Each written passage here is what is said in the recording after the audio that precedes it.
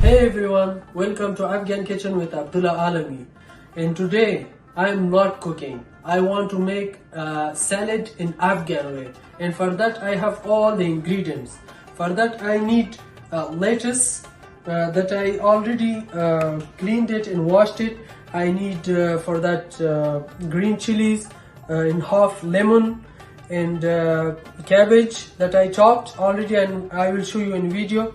I need baby spinach and I need cilantro and mint and one tomato that I chopped and I will show you on video, and cucumber that's also on the video and you will see it, and I will put it on the top of it some salt, and I will show you in the next video in the next part that I will put it in the one plate.